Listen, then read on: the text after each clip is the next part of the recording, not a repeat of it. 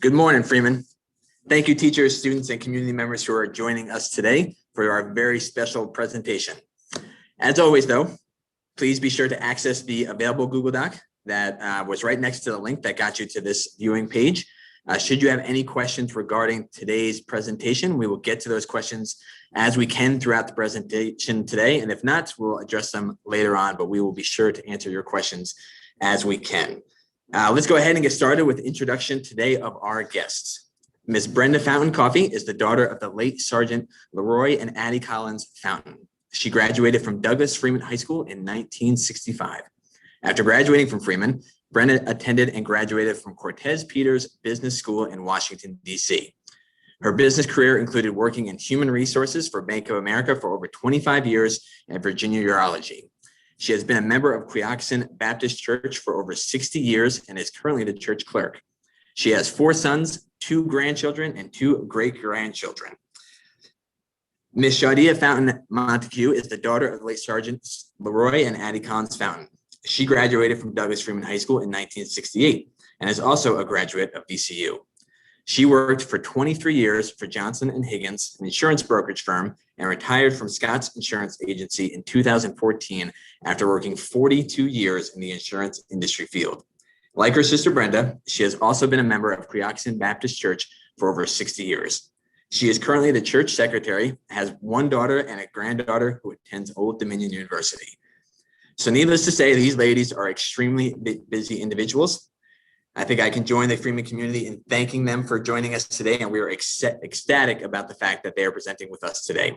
So without further ado, I'd like to welcome Ms. Coffey and Ms. Montague, and thank you, ladies. The floor is all yours. Thank you, and good morning. Good morning.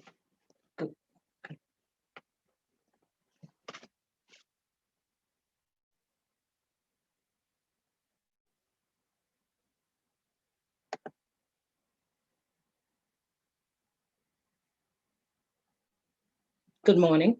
Good morning. The first slide says the history of Black people at Douglas Freeman High School.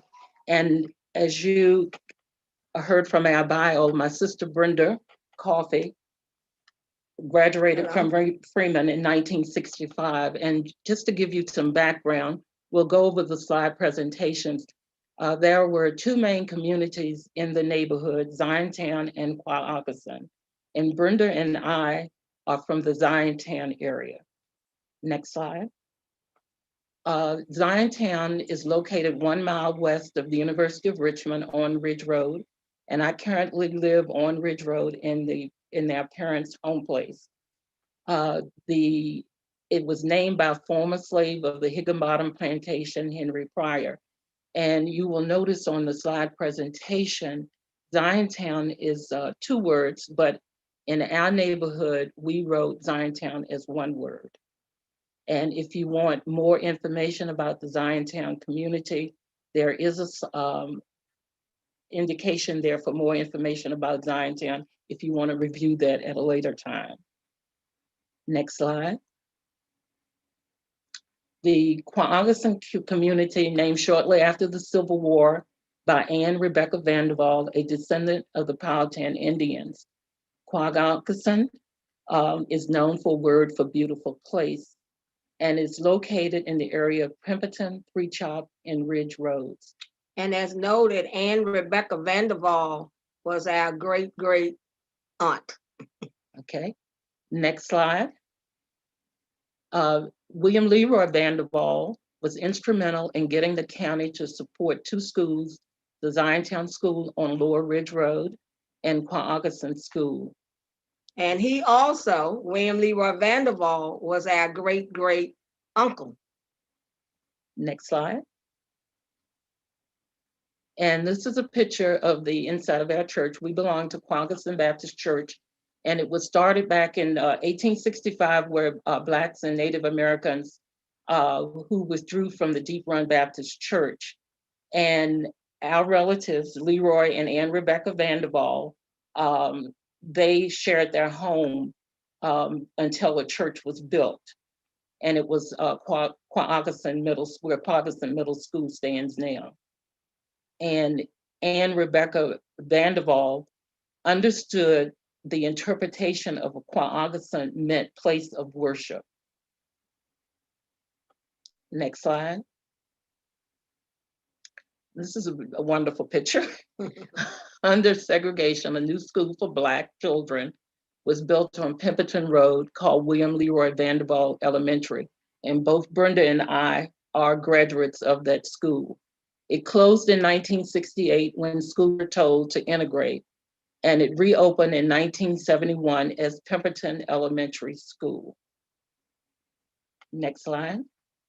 And also in 1971, the year of mandated integration, Harry Flood Byrd Middle School opened its door to Pemberton Elementary, and it was built on property that was owned by the Vanderbilts. And Byrd, a US Senator and Virginia Governor, is famous for his massive resistance against integration.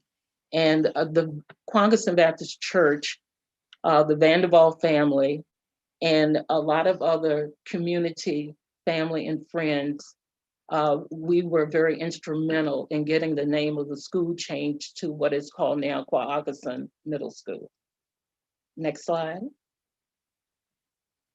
There are other communities around, Bandy Field, Three Top Road, located in Henrico County, near the Village Shopping Center and University of Richmond. Westwood Community, which is located in the city of Richmond, and it's behind the Jewish Community Center. Next slide. And the Freeman's land was purchased from Alice Isabel Jones, Ethel Jones, Lynn, and Jolly. However, Frederick and Carolyn Major Morris had owned the farm, and they had to purchase the property again.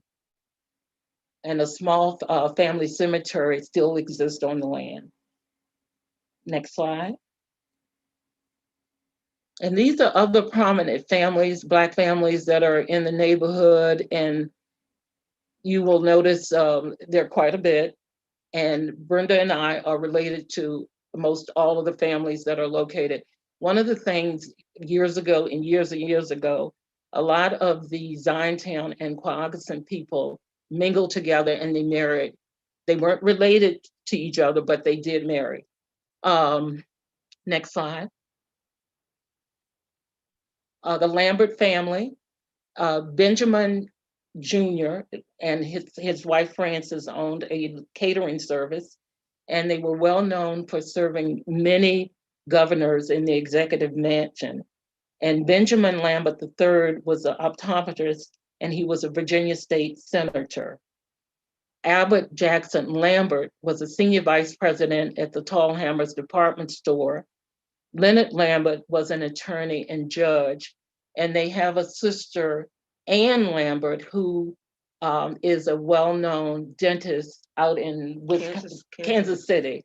And there's an article in the paper about her. Next slide.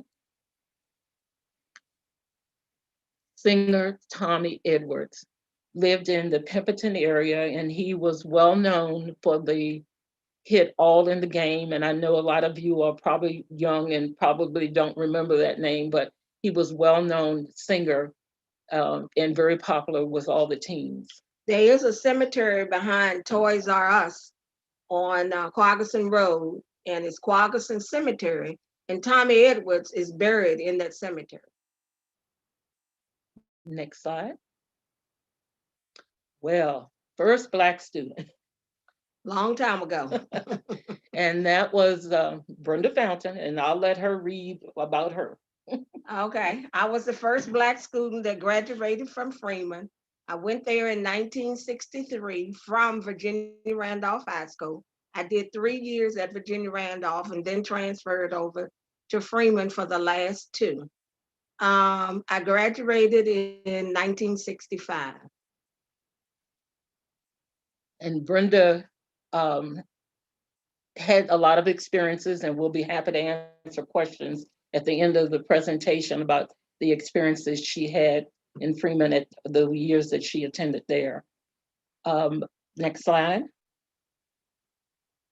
Leroy Jackson was the first Black athlete at Freeman. He transferred from Virginia Randolph. He's also a cousin of ours. Next slide. First Black faculty member was Miss Ethel Stone, and she was not there when, because I graduated from Freeman in 1968, and she was not there when Brenda, she came in Freeman in 1969, but she came from Virginia Randolph. Next slide. First Black administrator was Anita Edwards, and she joined the faculty as an English teacher in 1973 and became an administrator in 1984. And she's pictured here with two other teachers, Evamon Green and Fleming Nell, and Anita Edwards and Pearl Clark. Next slide. And the first Black principal is Andrew May, who became principal in 2016. When Brenda and I graduated from Freeman, Mr. Mears was the principal.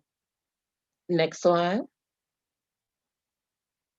In Freeman's Black community today, I am very excited to see this slide because we did not have this when we were going to Freeman. We did not have a Black student union. So Brenda and I are very excited to see this, and I hope it is working well. And it looks like the Black community makes up about 12% of the population of Freeman. And so you can imagine, Brenda had a class of over, your class was over 500? About 400 and something. 400 and something kids back in 65, and she was the only Black that graduated. And when I graduated with 68, it was 5 Black students in my class, and we did not have a student union. So we're very excited to see this. Next slide. And this is a special thanks for Brenda Dabney, who most of this information came from myself, the church, Anita Edwards, Rosalind and Kenny Meyer, class of 59, and Kim Salola, she's the recreation manager, and also Miss Kaplan, who has been very helpful. We do appreciate your help with assisting with this presentation. Thank you so much. And I'll turn it back over. Ladies, thank you very, very much for that history of Freeman. And as somebody who works in the building and tries my best to wrap myself around all the deep history here at Freeman, I learned a lot from that presentation. So I want to thank you for that. That was very unique, and thank you for your time today. I hope that we are doing you guys proud as a Freeman community, and that we reflect well in the eyes of you guys who are a part of Freeman's history and very entrenched in that as well. The Q&A doc is being populated. We don't have questions at the moment. Students have a tendency to watch a presentation and then filter in the questions later on. So if it's okay with you guys, I would love to do some follow-up with you guys and get some questions asked your way that we can get answered to the student at a later time. But as far as today goes, that kind of concludes our presentation today. Thank you guys again. Okay, thank you. Oh, wait, It was so nice meeting everyone. Ms. Kaplan wants to jump in. Ms. Kaplan, go ahead. Yeah. Jump in real quick. I have a question. So Ms. Sicola at Henrico's Park and Rec was talking about how some students who went to the Henrico County, white Henrico County schools, some of the Black students would take their textbooks home and their parents would copy what's in their textbooks so that they could then give it to the teachers at Virginia Randolph. Were you guys aware of any of that, or do you have? No, I wasn't. You can and share? I didn't go to Virginia Randolph. Yeah, I wasn't at all. I wasn't aware of that. Well, at least our parents didn't do that, so. Yeah, and Brenda, explain the reason how you got to Freeman. Okay, the reason I got to Freeman was during the time they needed someone to integrate the schools.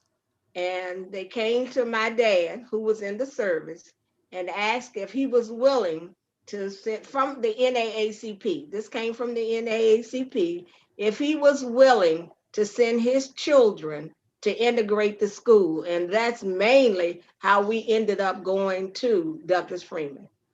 And Brenda, my father, as she said, he was in the service. And Brenda and I spent 2.5 years in Germany. So we were accustomed to going to school with kids of all nationalities. So it was nothing new, but going to Freeman, it was a different experience because when Brenda went to Freeman, I went over to Tuckahoe Middle School, and we had to be escorted by the police to school on the very first day. So it was a different time. You know, we had a lot of different experiences, but it all turned out well. We got a great education, so I'm very thankful for that. And we have not been back for what is the reunion? We've never been back for a class reunion. It was just not the time for us to go back for class reunions, but we did graduate, and we're very thankful for that.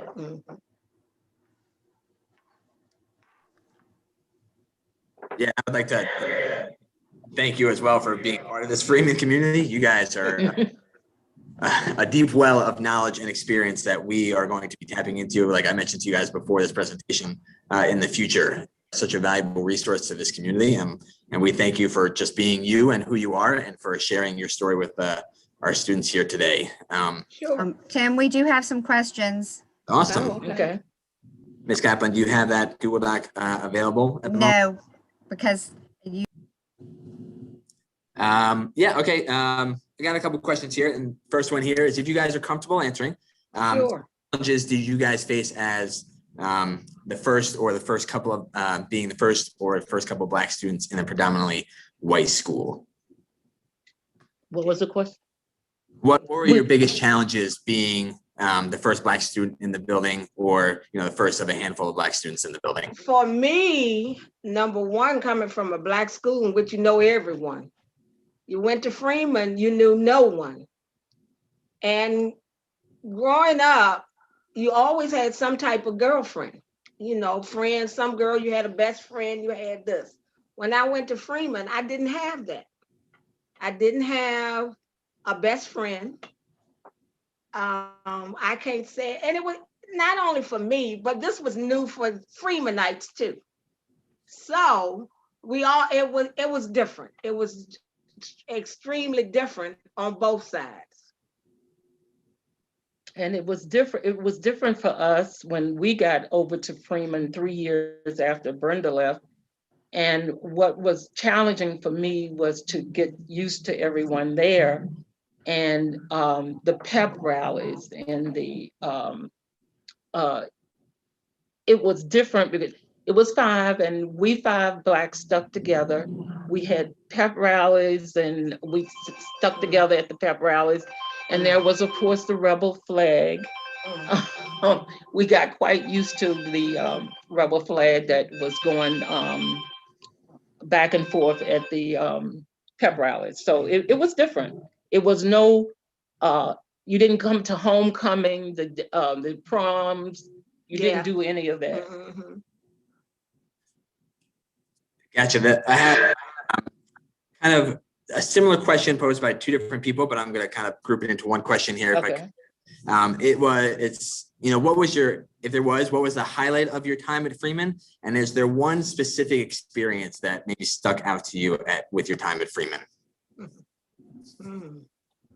For me, it was just getting to understand and know what I was getting into. You go in and by coming from all Black school and going to an all white school, everything is totally different. You had different classes, you had different organizational groups, you had the whole experience for me was trying to learn and incorporate myself into this different society. And I think for me, it was just like Brenda said, just trying to find yourself within the school. Mhm. And we had different organizations that we were allowed to attend. I went to that class where you go to school half a day and you work half a day.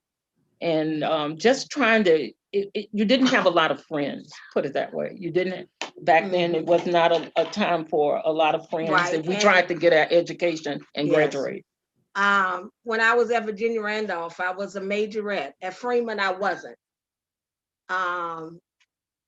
Just different little things like that. We went to, like my sister said, we went to football games. I did not go to one football game at Freeman the entire time I was there. So like I said, you had to find yourself within the school.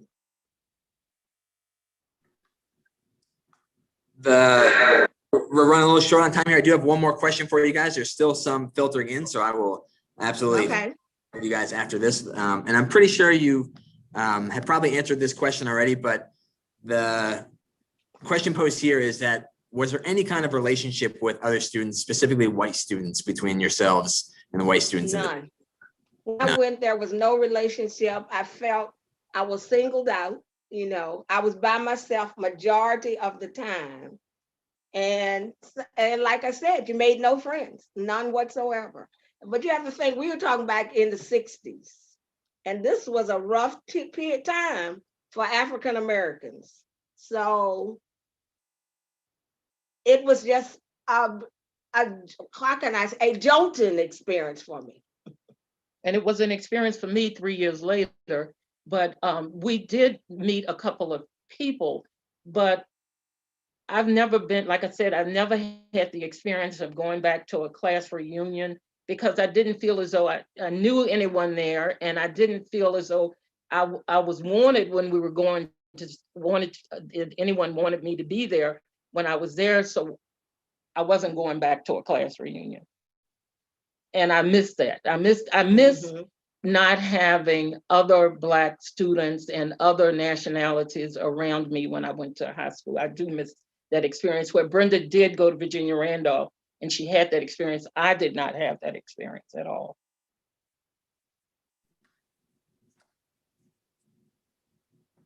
We're coming up on 11:40 here. I feel like I can sit here and ask questions all day, and I would love to ask questions all day. I know. Ms. Kaplan, Can we let you keep chime in real quick. going? Can we keep going and just let people leave? They want to leave, but ask some more questions if they don't mind staying and answering a few more. It sounds Is great that to me. I okay love with that this you? is, that this is turned into a Q&A session. I'm okay with that. The bell's gonna ring for students to leave at 11:40, but we can hang out for a couple more minutes if we have some more questions filtering in, absolutely. And if Ms. Coffey and Ms. Montague, if you're okay with that, with a couple more. We're fine. Thank you so much. And then the students, you guys, thank you for coming. And if you could stay, that would be great. Grab your lunch and continue to watch. Okay.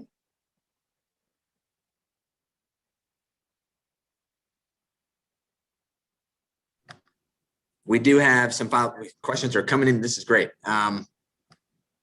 There's one question here. It said, you mentioned that you had to deal with the rebel flag being flown kind of around the school at pep rallies and activities.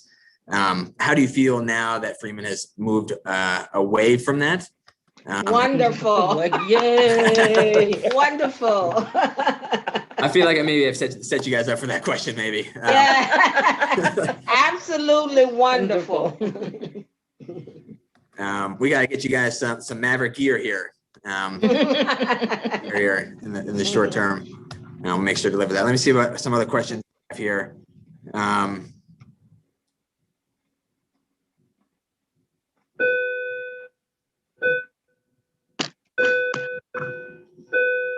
One question here, and you guys had kind of touched on a little bit. What was your initial reaction, maybe when you found out that you weren't going to be going to Virginia Randolph anymore? And Ms. Coffey, this is probably specifically for you. What was that, maybe that transition period like, or your first reaction knowing that you were going to be coming to Freeman?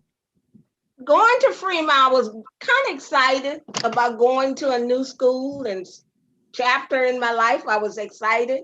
But once I got there, I was a little disappointed because of the situations and how they treated you. And honestly, you know, we're talking about the 60s. So not only did you had to get your lessons, you had to fight all the stress. Yes, it was stressful because you had name calling. I'm not going to leave that out. Yes, people called you all kinds of names. Yes. And so it was different, and it kind of like made you feel, oh, I should have went back to Virginia Randolph. Honestly, that's the way I felt. But after I got through the first year, because I only went 2, the second year became a little bit better. Not much, but a little bit better. Tell them about you riding the school bus. Yeah, and I can give you an instance when I first started, like 11th grade, we had to take the school bus.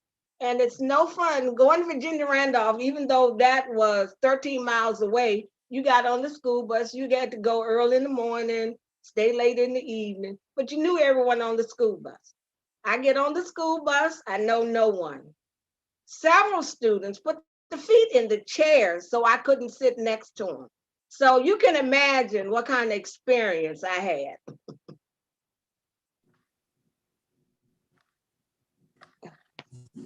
Another question coming in here. The two of you mentioned that you were instrumental in changing the name of Bird Middle to Queoxen. Yes. Could you guys elaborate a little bit on what that process was like for you guys?